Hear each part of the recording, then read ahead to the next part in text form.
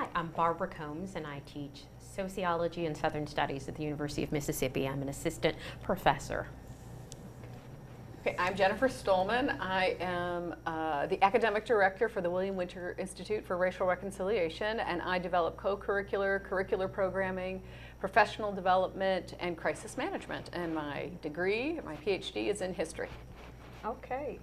Hello, and I am Nichelle Robinson, and I am an associate professor in the Department of Teacher Education, and I am the inaugural CETL Provost Fellow.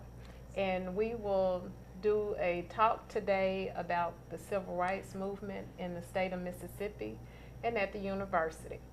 So my first question to get our conversation started, ladies, is why is it important for our students to understand the civil rights movement? And either one of you can start the conversation. I think it's important for students to understand the civil rights movement because certainly our students are the future, and that understanding of the civil rights movement will enable them to have the lens that they need to see inequities that exist today. So when we discuss the civil rights movement, I think oftentimes we do it in a historical context, and there's the idea that this is past and we celebrate, we have overcome, when the truth is that that is a fiction, that progress is not linear, and our ability to see and understand the past really informs the way that we treat people today. Okay.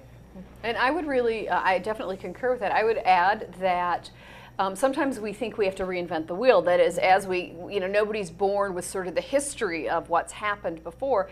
And so we can look at the history of the civil rights movement to look for models that worked and models that didn't work, because we have assumed incorrectly that certain populations who don't get along today actually got along very well, right? So it was a multicultural, multiracial effort. I fully agree with Professor Combs, because we assume that what the present is progress in many ways from the past, and in some ways we've slid backwards when it comes to fostering networks across the races or the classes or the genders or sexualities.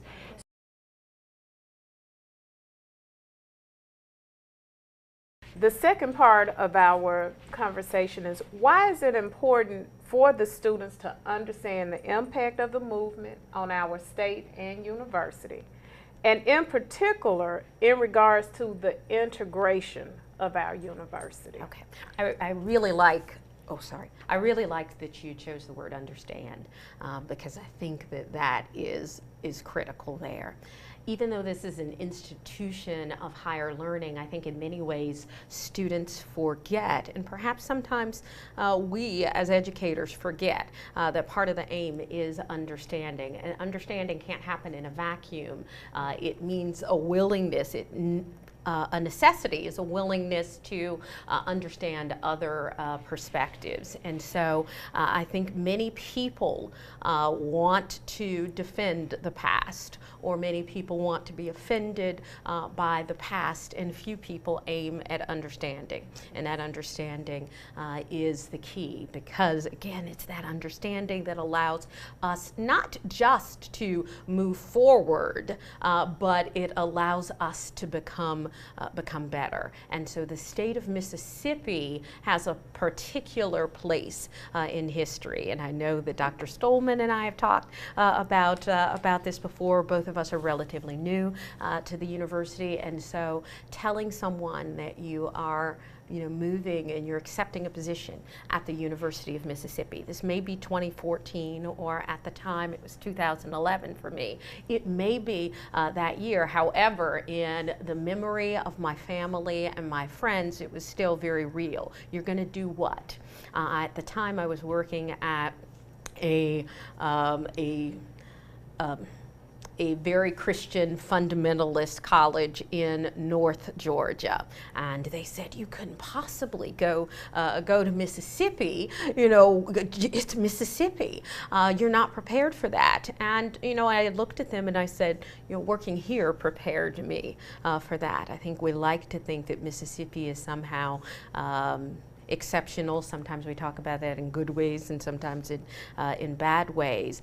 But the truth is that people's willingness to look at this place and to look at its history and to look at its very recent present, I think offers them a safe place to say we're not like that. But the truth is that the history that we celebrate, saying look how far we've come from, is recreated in new ways here, new ways. And it's not just happening here, it's happening across the nation. So understanding is a step towards analysis, is a step towards cure. One thing I wanted to piggyback off of what you said is a lot of the times they're offended.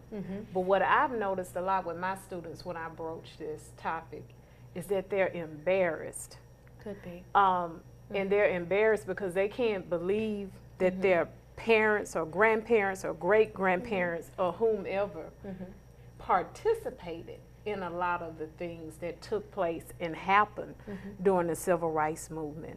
And it's like they can't deal with what happened because they're so embarrassed about it. And I find in particular that they become really embarrassed because I'm an African American. But I find that a lot of times it's hard for them to even open up and just discuss their feelings about it because they're so afraid of offending me. So what I've had to learn how to do, because sometimes I go easy on it, I try different approaches just depending on the class and what I think they can handle, and sometimes I go in real hard. But what I found, the first thing I have to do is set the stage to say that it's okay to express yourself. Because if I don't make it a safe environment for them to talk, we'll never get any headway on the conversation. And my first thing always with them is to start the conversation, because once we start the conversation, then I can help them understand this is why it's important for you to instruct your elementary students on this topic, because we keep hiding things and being embarrassed and being offended and wanting to defend, and it would never gonna make any headway at the university or in the state or anywhere else in the South until everybody's willing to sit there and be honest about how they feel and where they are with these things. So I found that it's the embarrassment for a lot of them. Embarrassment, and also not just not wanting to accept that this happened. Kind of like you said, just kind of like, well, it didn't happen, and we're going to defend it. But it's not a lot of acceptance that this is a part of our fabric. This is a part of our history. This is a part of all of us, the African Americans, the white, everybody who was here. This is a part of us, and we have to accept that and deal with it if we want to keep moving forward and keep making progress. We can't get stuck. Yeah, I think I have never read it as embarrassed. I'll tell you, if the conversation were where it was supposed to be, and this is why we need to keep talking about this, then the campus wouldn't look the same. The campus still has the veneer, or not even such a veneer, of neo-Confederacy. If we were through it, then we'd see much more evidence of the civil rights movement that took place on this campus, not just in the James Meredith statue. We would see competing symbols or competing road signs with the Confederate history, right?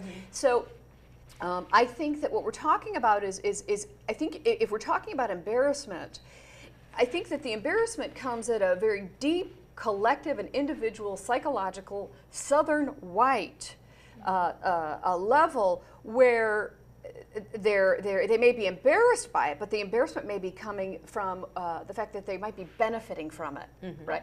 So I wouldn't say that these students are menacingly racist. I would say that there's the privilege that's operating here, and it's a fraudulent privilege.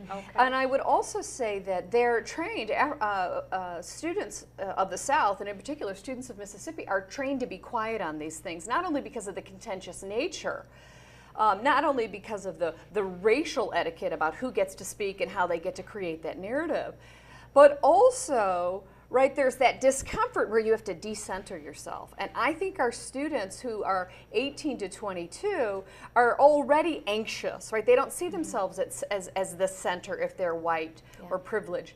And so, I mean, if we were through it, there would be, it wouldn't just be James Meredith, right? And the other thing is you can talk to our students, and we race through the narrative of civil rights, whether it's through, and arguably our ambassadors, the people who tour the campus, help tour the campus, they're doing the best that they can. But if we were really sort of, if we were cognizant and knowledgeable about our civil rights history, that would have a much more illuminated spot in the tour, right? They sort of run past the Lyceum. This is where the James Meredith. This is the James Meredith. This is the James Meredith statue. Instead of spending time going through, but if you talk to our students, they just know about the James Meredith integration, and all they know is that a black man named James Meredith, and there was a big riot. So I think the civil rights. I think the civil rights narrative is to the credit of people who are working hard to keep illuminating it, it's still very much not told. And to say, many of our K through 12 Mississippi students are not educated on the civil rights movement. The other thing, right, the other thing about the education is, in Mississippi in particular, when you're talking about rights, historically, right? So if we cover our rights when we do the Bill of Rights at the founding of the country, it's default white. And so that's part of the history. When we talk about civil rights, then it's suddenly political, and it's an African American story. And that is a problematic, narrative, right? It suddenly says that civil rights is only, it's sort of a privacy, a single identity political issue, as opposed to what civil rights is, the 1960s, which is the story of American history. And I think that, our school, our schools will always cover the founding of the nation. Somehow they'll get it, right? But they'll sacrifice the civil rights, the women's rights movements. They'll sacrifice those because actually the real, right, and I put that in quotes, is the real rights where it's not a political, it's literally a God-given thing or an inalienable thing, right? There's a difference in who gets rights and who doesn't. And I think that influences the pedagogy. So kudos to you for giving the tools. But the state says a great deal when they, believe you me, they're going to fund the history of the founding of this country, but they may not fund the other stuff.